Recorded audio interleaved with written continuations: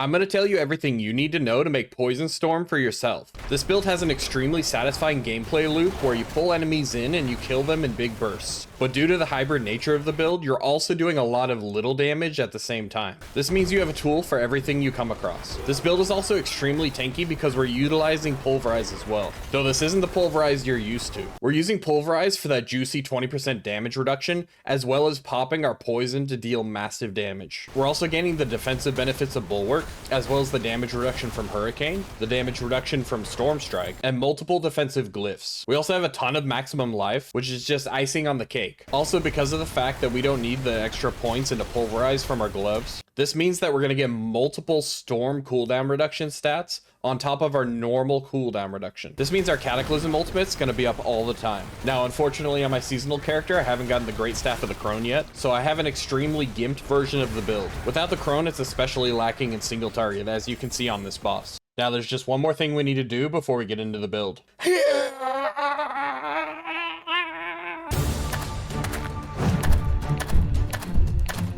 Enter the dark fantasy RPG of our sponsor, Bloodline Heroes of Lithas. This game is free to play, so you can start right away by downloading on Android or iOS. Use the link in the description or the QR code on the screen to download it now. This game was designed with stunning graphics to provide an amazing visual experience on mobile devices. You can customize your champions by marrying two bloodlines together. This allows you to create over 1,000 hybrid combinations. Hybrids inherit the talents, traits, and appearance of their parents. The game gets constant updates, which means new bloodlines with unique abilities are released every 2 weeks. Players can obtain uniquely designed hybrid champions called Bloodcraft Legends by earning points in the seasonal guild wars. You can raise heirs with your waifus, build your kingdom, and enjoy beautiful scenes and interesting storylines. So what are you waiting for? Download the game by using my link in the description or this QR code to get a special starter pack worth $20. The first 30 players to leave their account ID and username in the pinned comment below will receive a Legendary Female Orc Champion. And be quick, Ugrull is one of the best warriors to carry you in the game.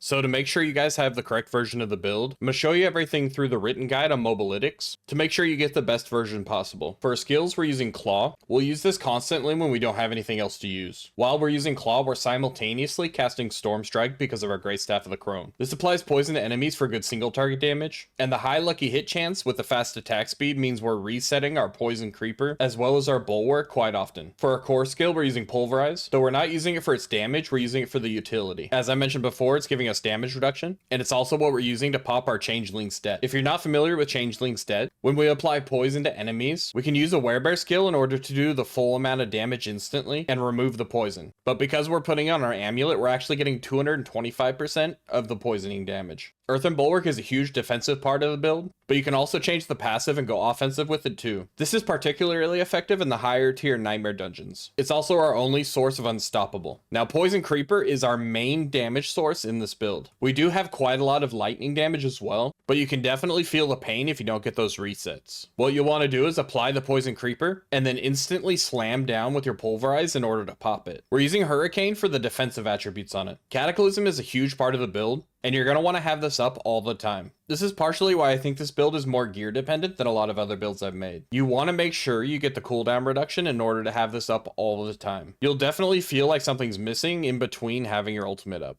This paired with Inexorable Force is also what pulls the enemies towards you when you're running through the dungeon. For Spirit Boons, we're going to take Wariness for the damage reduction, Scythe Talons for the critical strike chance. I did consider swooping attacks, but I think having the critical strike chance in order to get our pack leader resets more often is more valuable. Speaking of pack leader, this is what's resetting our Poison Creeper, and it's a very important part of the build. We'll use Calamity to ensure that our ult stays up as long as possible, and Calm Before the Storm to help with the resets on the cooldown for the ultimate. Now, if you don't already know, Mobalytics added a spot for the stats on gear. So you can either hover over the item or go over here and change it to gear stats, and then you'll be able to see everything in detail. For the helmet, we're going to go for Aspect of Might, and for the stats, we want Ranks of Poison Creeper, cooldown reduction, basic skill attack speed, and lucky hit chance while you have a barrier. You can also run with Tempest Roar if you want to. For the chest armor, we're going to go with Aspect of Mending Stone, and for the stats, we're doing damage reduction from close enemies, maximum life, damage reduction, and total armor. For the gloves, I'm between conceited aspect and overcharged aspect. I think the conceited aspect becomes more valuable when you get to the point that you're able to keep your berry up constantly. So if you feel like your gear is not allowing that to happen, just go with overcharged. But this is going to give you more single target DPS, which is what we seem to be lacking. As for the stats, we're going to go with critical strike chance, attack speed,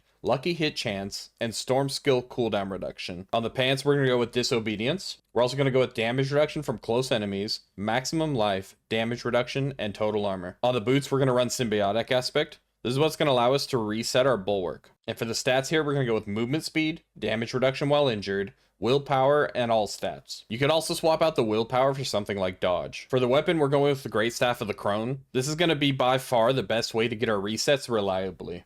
As you saw from the gameplay with that boss fight, without the Great Staff of the Crone, sometimes you can run into slumps where you don't get resets on your Poison Creeper. So you'll definitely want to make sure you have it. For our amulet, we're going to go with Aspect of Changeling's Debt, and this is very important for our damage. For the stats, we're going with cooldown reduction, ranks of all companion skills, ranks of Call of the Wild passive, and damage reduction from close enemies. Now with amulets, there's a lot of wiggle room. There are a ton of stats that you can get. For example, Storm Skill cooldown reduction could be really good. There are other damage reduction stats, ranks to Envenom, ranks to defensive skills, and basically everything else. For our first ring, we're going to go with Rapid Aspect, and our second ring, we're going to do Accelerating Aspect. For the stats on both rings, we're going to go with Critical Strike Chance, Maximum Life, lucky hit chance, and vulnerable damage. A good runner-up is damage to close enemies. For the gems, we're running Amethyst on the weapon, Ruby on the armor, and for our heart gems, it doesn't matter where they go, but we're doing Inexorable Force, Revenge, and for our Wrathful Heart, we're going with Creeping Death. Moving on to the skill tree, we've got Storm Strike and Claw as our basic attacks. For Storm Strike, we're going to Fierce Storm Strike, and for Claw, we're actually going to Fierce Claw. I decided Fierce Claw because I wanted to have more poison for bosses. Now, if you feel like your single target is lacking, feel free to pull some points out of other spots in order to put points into Claw and Storm Strike. With the amount of attack speed we have, these are actually quite strong. Passives that you could pull out of if you need that, Iron Fur, and if you feel like you're not having trouble with ult uptime, feel free to take a couple points out of Endless Tempest. Under our core skills, we're grabbing Pulverize and Primal Pulverize. For the passives here, we're getting Predatory Instinct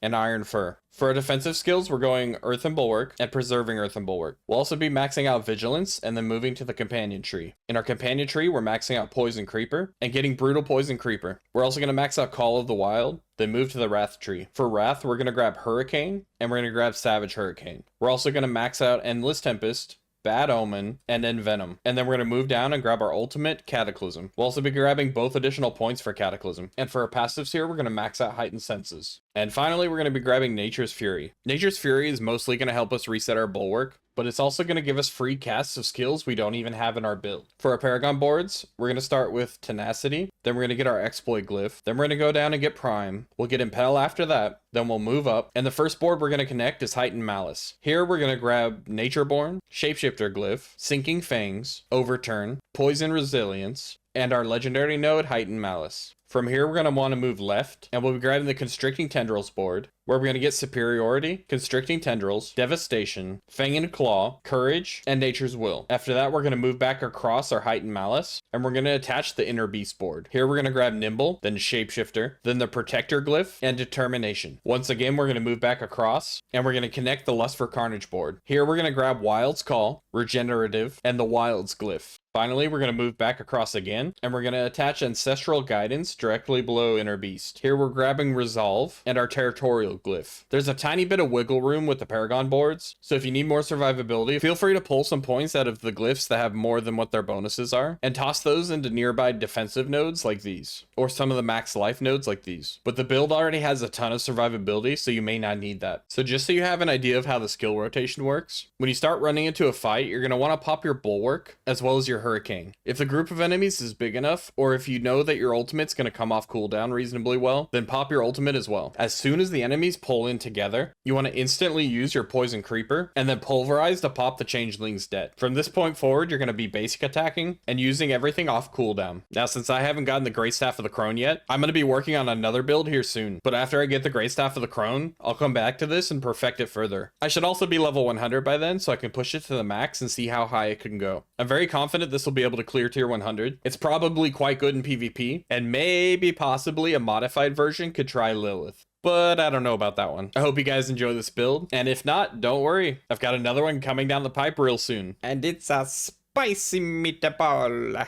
And on that note, Daddy Druid, out.